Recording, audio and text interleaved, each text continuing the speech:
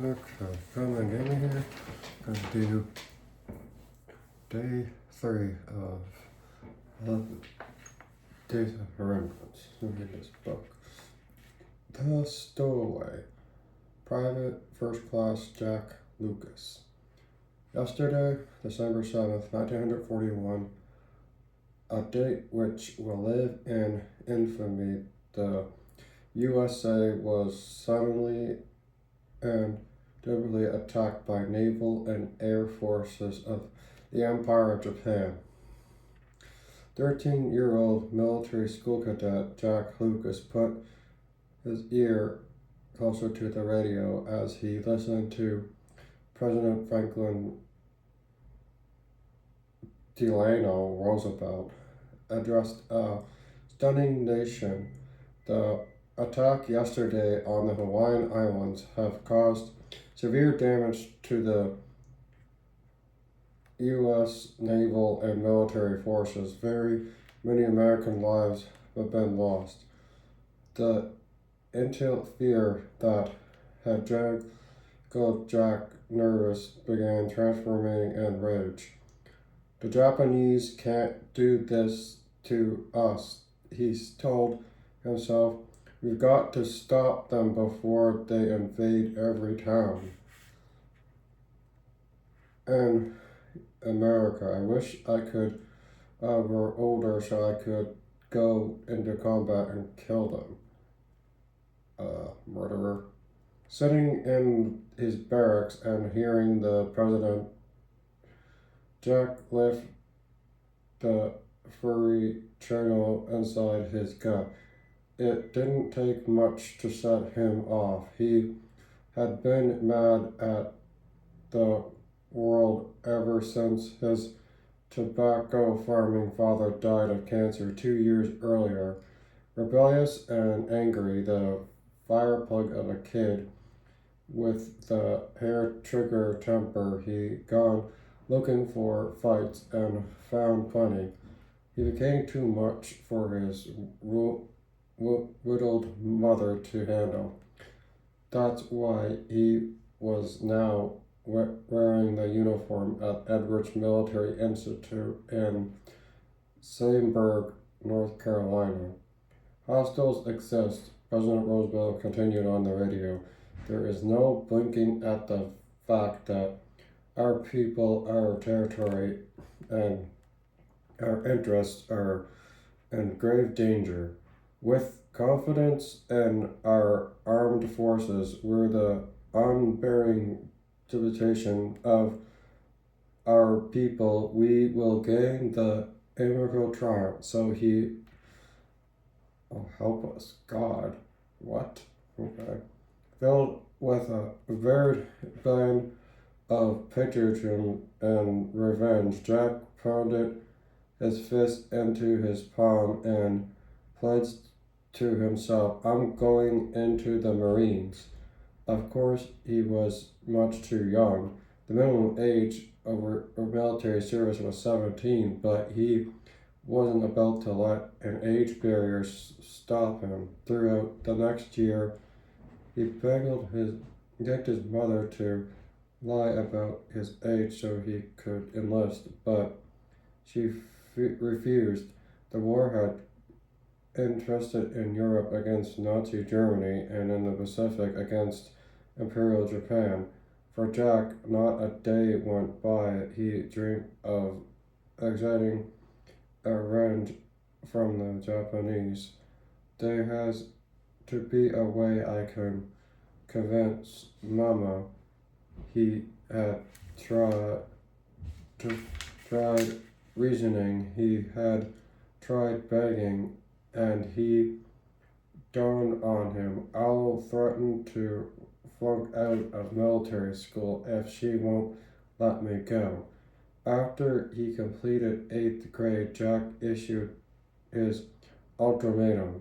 Knowing how headstrong he was, his mother agreed not to stand in his way if he promised to return to school after the war. He gave his word. He forged his mom's consent and enlistment papers that claimed he was 17 and walked into the Marine recruiting office in Norfolk, Virginia, because he was a muscular 5 feet 8 inches and 165 pounds. He looked much older, so it wasn't that hard for the cocky 14-year-old to talk his way into becoming the newest recruit for the U.S. Marine Corps.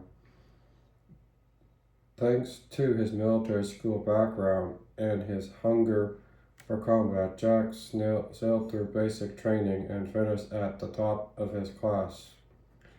In advanced infantry training at Camp Ginger, North Carolina, he had never felt so proud of a member of the world's greatest fighting force. For sure, I am on my way to fight the Japanese. When the newly trained Marines were given their individual orders, he ripped open his sealed envelope with happy anticipation. No, this can't be, he read. Read it again. Jack was good at operating machine guns that he had been ordered to serve as an instructor. I did not enlist in the Marines to train others. I enlisted to kill the enemy, and that's what I'm going to do. Lying to the comrades about his orders, he packed his duffel bag and traveled with his unit to Camp Elliott near San Diego, California, a strangled area for Marines heading to combat in the Pacific. Although technically he was AWOL, absent without leave, he wasn't worried. What's the worst they can do?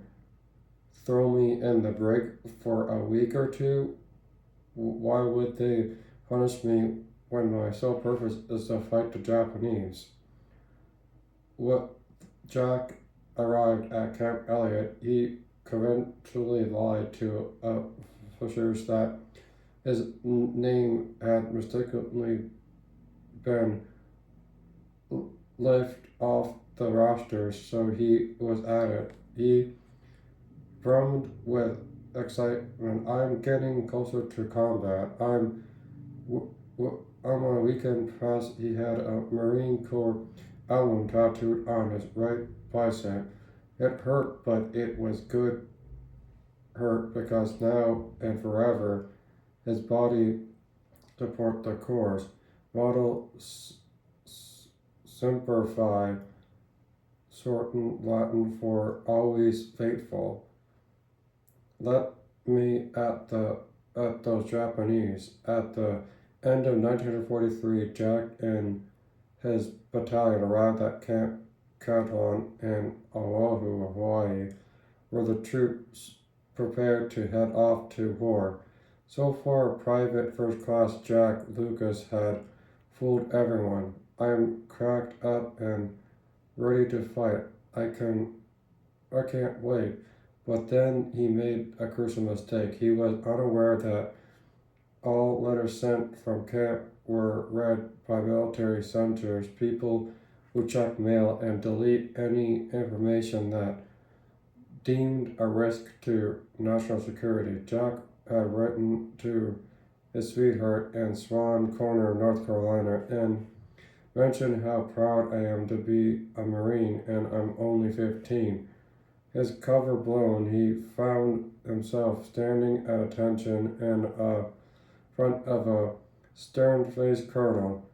We are preparing to discharge you from the Marines, Private Lucas. Please, sir, don't do that.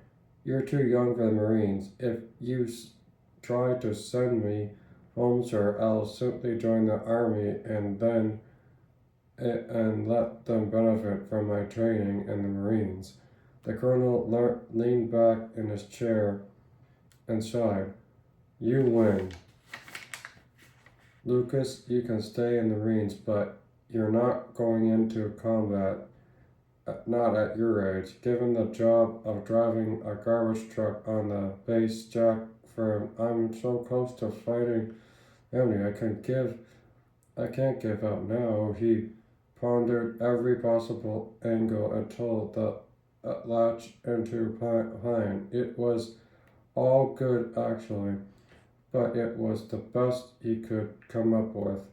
He noticed that Marines were troublemakers were usually shipped out to combat right away. I have to be in such a headache for my superiors that they'll send me into action just to get me out of their hair. So every chance he got, Jack started a fight, 17 barrels and all, and every time he was locked up in the brig, unfortunately, being shipped out, he was sentenced to 45 days of hard labor, pounding rocks 12 hours a day. Another fight, another sentence, this time 30 days on bread and water. 5 days after his release, another scrap with the military police cost him 45 working the rock pile. After 18 months at Camp Carlton, Jack finally admitted to himself that his hothead plan was working. He needed to try something else. I made it this far on bluffs and lies and stowing away on troop train. His way, not away again. In January 1945, Jack, in fatigues and boots, boarded the USS Duel, a Marine ship bound for Pacific combat. He didn't care exactly where, just as long as he could fight the enemy and the sworn to kill. An incredible stroke of luck, he found on board his cousin Sam Lucas, a member of the 15th Marine Division. After initial shock of seeing Jack, Sam pledged to help him. Getting into the chow lines was not a problem, but sleeping arrangements were because Jack had no assigned bunk. He secretly slept in one of the launch boats stored on deck. Sam warned him that after 30 days of AWOL, Jack would be considered a deserter, which in time of war could mean, if convicted, a sentence of life in prison or even death. Deserter? Jack wailed. How could they think that? Everything I've done, the lies, the fights, the stowing away, has been so I could fight for my country. Jack waited until the 29th day at sea before turning himself into Lieutenant Colonel Dan Pollack. After hearing his story, Pollack told Jack, "Young fella, you're causing me a whole lot of impressive trouble. I sure was. I wish I had a whole boatload of men who want to fight as badly as you do. You get your wish to fight." To Jack's story, he was officially assigned to Company C, 1st Battalion, 26th 6th Marine. His cousin's outfit with the Duel reached the western Pacific island of Saipan. A Marine who had suffered an appendix attack was taken ashore, and Jack was issued the man's rifle and gear. Then the Duel set towards its final destination, Iwo Jima, located between Saipan and Japan. This tiny 8 square mile, how much is that in kilometers, of volcanic ash limestone and was a vital piece of island during the war. The Japanese had built airfields on it. The fighter planes could intercept Allied bombers. The island radar station gave up 2 hours warnings of bombing runs over the Japanese mainland. The Allies needed to capture those airfields and radar stations so Allied planes could carry less fuel and more bombs on their raids over Japan. The Marines knew the invasion would be incredibly difficult to pull off. More than 22,000 Japanese were willing to defend the island to death. They had dug out hundreds of tunnels and trenches over the curves and built 600 pillboxes designed to shoot in any direction at the southern balloon guns any attack. On February 18, 1945, the 70,000 Marines on dozens of ships prepared for. Among the anxious to attack was a young Marine who had turned 17 just 5 days early, as stood on the deck of the Duel and gazed at the imposing Mount Serbsky. Jack Lucas this was the time he had a score to settle with Japan. He thought revenge for the dead and wounded at Pearl Harbor.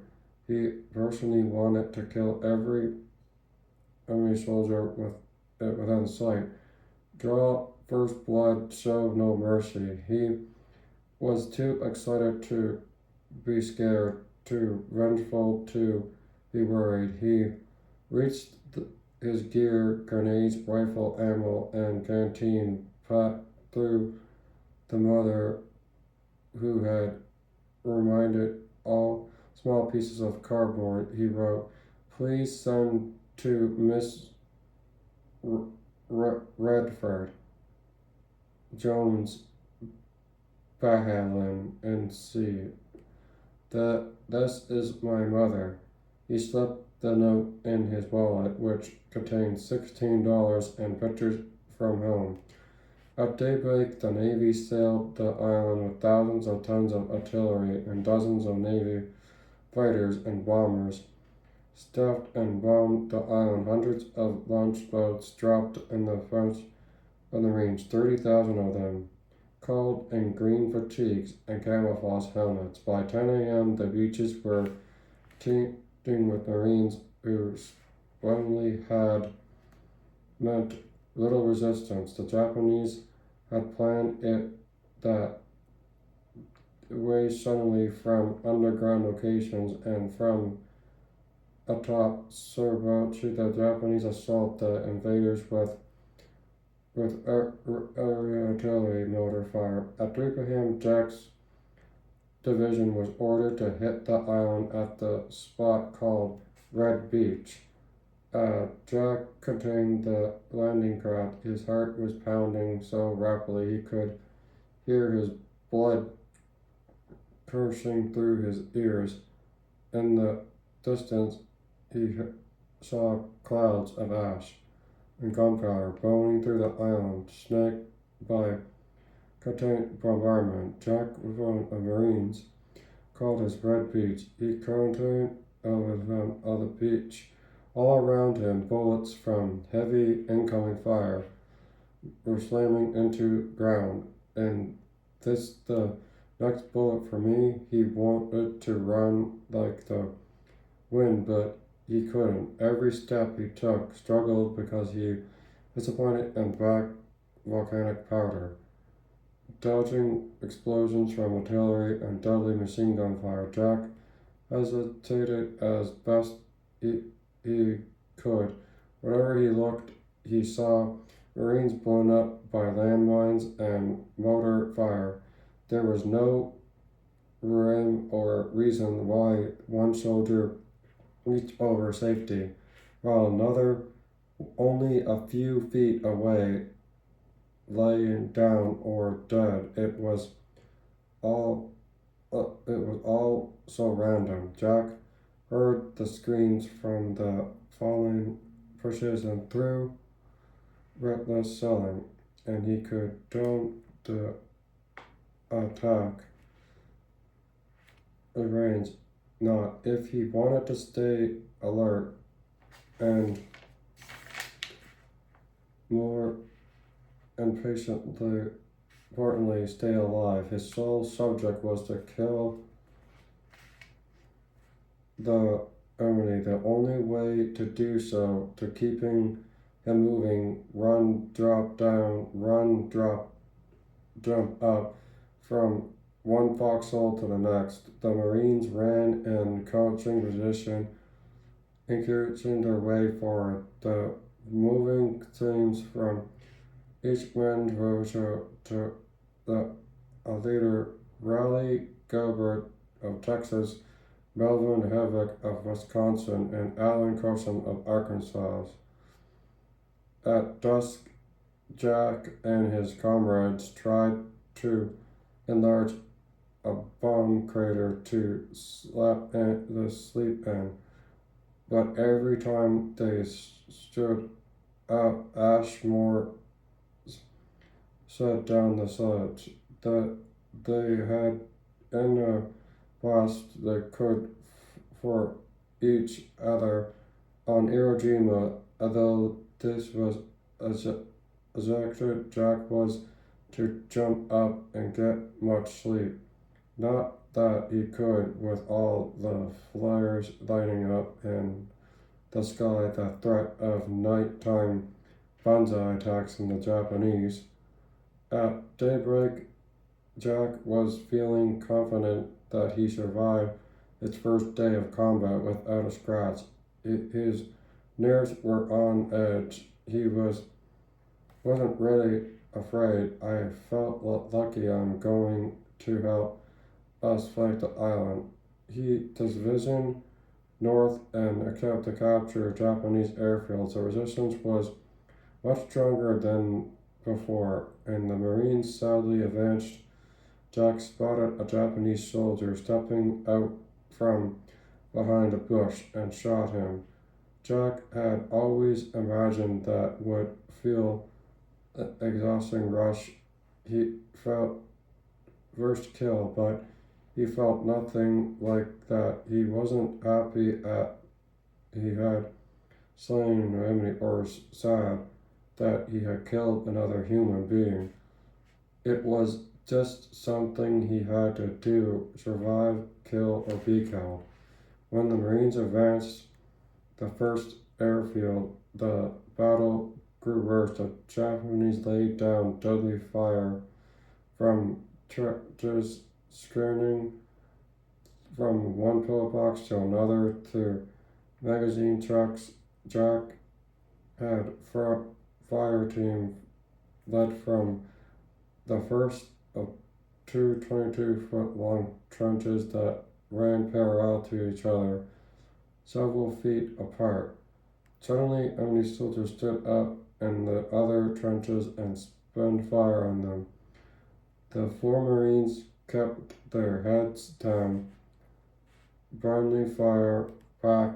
Jack kept pulling the trigger as bullets zipped over kill or be killed. In the midst of the firefight, his M1 rifle jammed. He kneeled in the trench, tried to fix the weapon. Just then, out of the corner of his eye, he saw two grenades landed a few feet away from him. He knew that at the moment a grenade would explode 4 seconds after the pin had been pulled. Grenade, he yelled. His mind reacted at burst rate of grenades explode. We were seriously injured or killed. If we injure, the Japanese will come and finish us off. If I throw myself over the grenades, I'll die, but the others will have a chance. Either way, I'm a goner. It's never occurred to him to run while still on his knees. He used the butt of his rifle to ram one of the grenades deep into ash. Then he divided on top of it. The same time he grabbed another grenade with his right hand and pulled it beneath him and pushed it into a powder dirt. The the inflicting blast hurled Jack above the trench, his body 180 degrees, his eyes wide open. He saw his comrades running for cover. Then, for a brief moment, he felt totally at peace. He had no noise, he felt no pain, but came crashing down on the ground on his back. All his senses returned with a vengeance.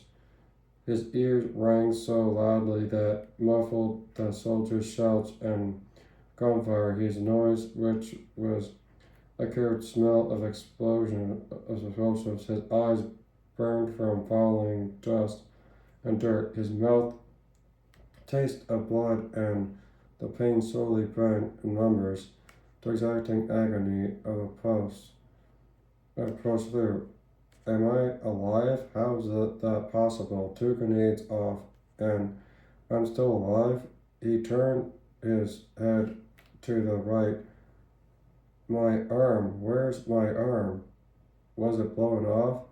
He blinked and squinted. No, it's still there. Thank God. He discovered that his right arm was pinned underneath his back. With great effort, he lifted his hand and saw that his clothes were in shreds and smoking. His entire body was riddled with bleeding shrapnel wounds from the size of a BB to that of a nickel. Spheres of wood from the stock of his rifle embedded in his chest. He knew his right lung had been punctured because he couldn't barely breathe. He felt like he was suffocating. I survived the blast, and now I'm going to die.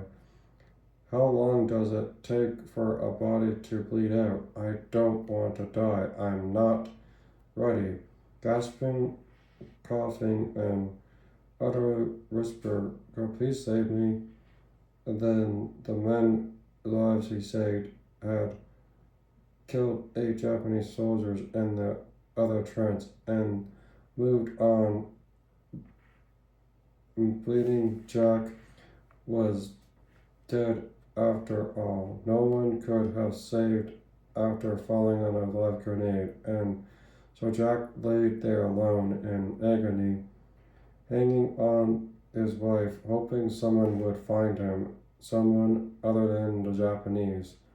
He could move part of his body that had one of the fingers on the left hand. Help, help, he tried to shout, but the words came out in a hoarse, gurgled mumble. No one heard him.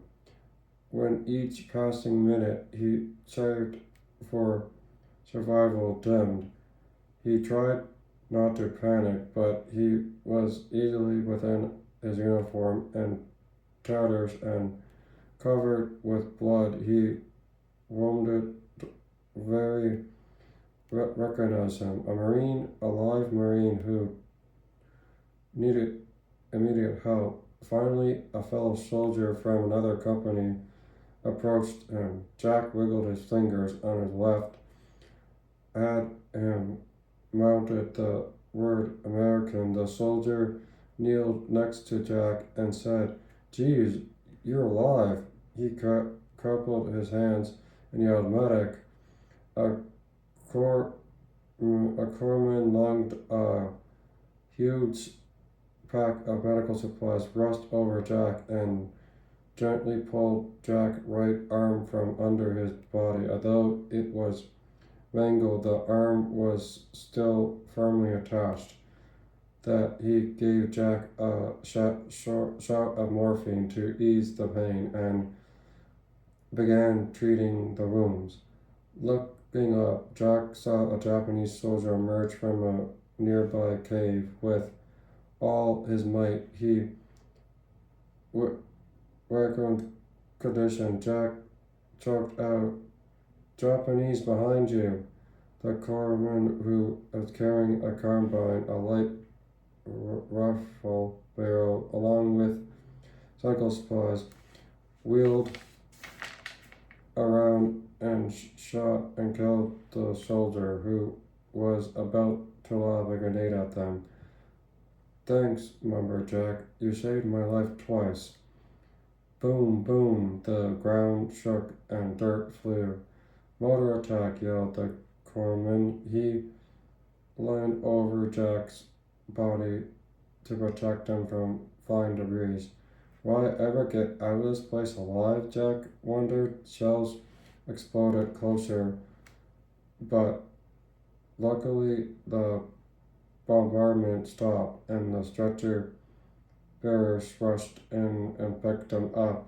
Jack looked down into the trench and saw his ripped backpack, his busted up rifle, and a Japanese grenade that had shoved under his body. It didn't go off, though the grace of the second grenade didn't blow up. No wonder I'm still alive. He is taken to the beach where hundreds of wounded died and the personal measure given a shot of morphine. Jack lost consciousness with he awoke hours later on the hospital ship Samurai. Son, we operated on you, said the doctor. You got a long road recovery, but I think you're going to make it. I guess you're you're just too young and too tough to die, because the ship was full beyond capacity with wounded soldiers. Jack's bed was above deck, above Mandy. On February 23rd, someone yelled exactly, "Hey, they raised the flag on Samuchu." The ships blasted their horns as celebration and support of the troops who had still difficult fighting ahead of them. Jack raised his head slightly and looked over the ship railing in the distance and saw the stars and stripes waving in the breeze atop Mount Shibuchi. We're taking the high ground. We're going to win. He had supplied back his pillow and to be American over the next several months. Jack warded 21 operations on his right arm, right leg, and chest. His unreal bravery and stern actions, the lives of 3 fellow Marines, made the news around the world. On October 5th, 1945, the White House lawn, President Harry S. Truman presented the Medal of Honor to Jack, the youngest recipient of the war since the Civil War. Truman told Jack, "I'd rather be a Medal of Honor winner than President of the U.S." Jack joked, "Sure, I'll swap with you." True to his word to his mother, Jack, who still had about 200 tiny pieces of shrapnel in his body, finished high school and graduating from college. He was married 3 times and ran a metal picking business. He wrote a book about his life called Integral, the Unforgettable Story of a Marine Hero at the Battle of Iwo Jima, where supplied and of metal for the stories.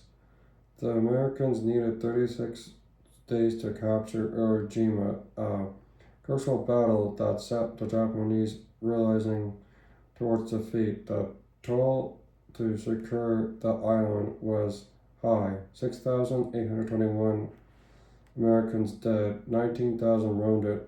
Of the 22,000 Japanese defeated, the island 20,000 dead. That's the end of chapter 3. I'll read chapter 4 tomorrow. And if you see a veteran, thank them and have a coffee with them, tea, if they look like they're sad, maybe they just need a friend. Someone just to listen to their stories and understand. Yeah. And I'm thankful the veteran's dead so I can make these videos and have my own opinions.